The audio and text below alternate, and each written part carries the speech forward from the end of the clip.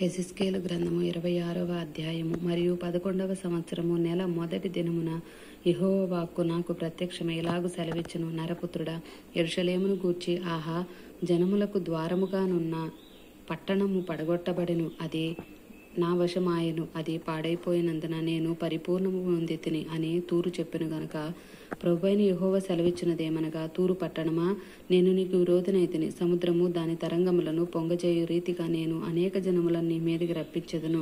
వారు వచ్చి తూరు యొక్క ప్రాకారములను కూల్చి దాని కోటలను పడగొట్టుదురు.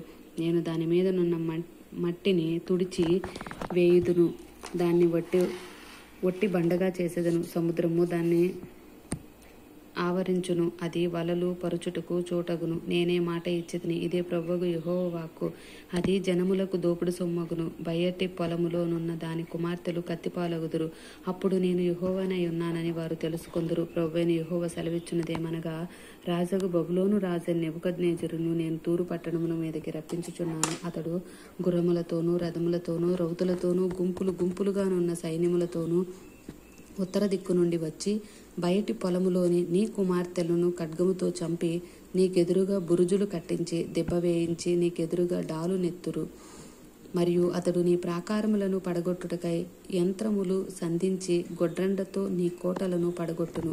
అతనికి గుర్రములు బహు విస్తారముగా ఉన్నవి, అవి ధూళి ఎగురగొట్టగా అది నిన్ను కమ్మును.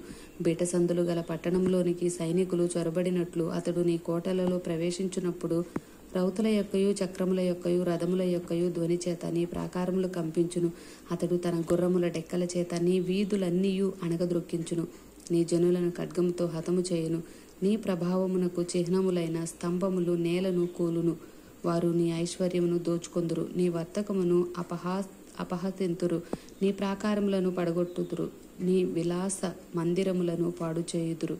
నీ రాళ్లను, నీ కలపను, నీ మట్టిని నీళ్లలో ముంచివేయుదురు.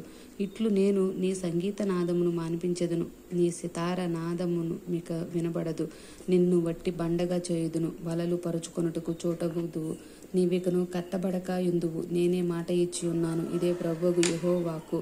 తూరును గూర్చి ప్రభువు యెహోవా సెలవిచ్చున్నదేమనగా, నీవు కూలినప్పుడు కలుగు ధ్వనియు హతులగుచున్న వారి కేకలను నీలో జరుగు గొప్ప వదయు ద్వీపములు విని కంపించును. సముద్రపు అధిపతులందరూ తమ సింహాసనముల మీద నుండి దిగి తమ చొక్కాయిలను విచిత్రమైన వస్త్రములను తీసివేసి దిగులు పడిన వారే నేలను కూర్చుండి గడగడా వణుకుచు నిన్ను చూచి విస్మయపడుదురు. వారు నిన్ను గూర్చి అంగలార్పు వచనమెత్తి ఇలాగున అందరు, సముద్ర నివాసమైన దానా, ఖ్యాతి నొందిన పట్టణమా, నీవెట్లు నాశనమైతివి. సముద్ర ప్రయాణం చేయుట వలన దానికి దాని నివాసులకును బలము కలిగెను. సముద్రవాసులందరినీ భీతిల్లి చేసినది ఇదే. ఇప్పుడు నీవు కూలినందున ద్వీపములు కంపించుచున్నవి. నీవు వెళ్ళిపోవుట చూచి సముద్ర ద్వీపములు కదులుచున్నవి. ప్రభువైన యెహోవా సెలవిచ్చినదేమనగా, నివాసులు లేని పట్టణం వల్లనే నేను నిన్ను పాడు చేయనప్పుడు మహాసముద్రము నిన్ను ముంచునట్లుగా నీ మీదకి నేను అగాధ జలములను రప్పించెదను. పురాతన కాలమందు పాతాళములోనికి దిగిపోయిన వారి యొద్ద నీవుండునట్లు నేను నిన్ను పడవేసి నీవు జనము లేని దానవగుటకై పురాతన కాలంలో పాడైన జనుల యొద్ద భూమి క్రిందనున్న స్థలములలో నీకు నివాసము నిర్ణయింతును. పాతాళములోనికి దిగిపోవు వారితో కూడా నిన్ను నివసింపచేసెదను.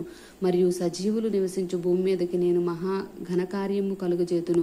నిన్ను భీతికి కారణముగా చేతును, నీవు లేకపోవుదువు. ఎంత వెదికినను నీవెన్నటికీ కనబడక ఉందువు. ఇదే ప్రభువైన యెహోవా వాక్కు. ఆమేన్.